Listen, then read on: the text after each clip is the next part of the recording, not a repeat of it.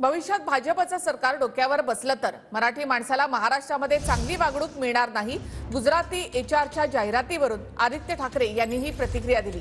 तर फडणवीस यांचे आदित्य ठाकरे यांना प्रत्युत्तर, हे मराठी माणसाचे ठेकेदार नाहीत आणि मराठी सुद्धा नाहीत। भाजप कायम मराठी माणसाच्या पाठीशी आहे असं फडणवीसांनी म्हटलंय।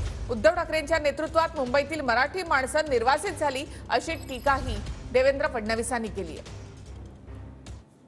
एचआरची एक जाहिरात आली होती जी ग्राफिक डिझायनरची, तिथे मराठी माणसाला बंदी केलेली आहे। बरोबर आहे, आणि ही आपण पाहिलं असेल मुंबईतली ॲड आहे, ह्याच्यावर आम्ही सगळे आंदोलन करत आहोत, बोलत आहोत, आपण आपल्या माध्यमातून आलेलं आहे। पण मुख्य गोष्ट हीच आहे की पुढे जर पुन्हा एकदा भाजपचं सरकार बसलं आपल्या डोक्यावर तर हे प्रत्येक मराठी माणसाला, काय प्रत्येक महाराष्ट्रातलंच नाही तर इतर सगळ्या राज्याच्या लोकांना हीच वागणूक मिळेल। गुजरातसाठी मराठी माणसाचे ठेकेदार ते नाहीत, ते म्हणजे मराठी नाहीत, ते म्हणजे महाराष्ट्र नाहीत। मराठी माणूस आम्ही देखील आहोत, आमचा पक्षही मराठी माणसाच्या पाठीमागे आहे आणि खऱ्या अर्थानं मुंबईमधल्या मराठी माणसाला निर्वासित जर कोणी केलं असेल तर ते उद्धव ठाकरेंच्या नेतृत्वात झाले।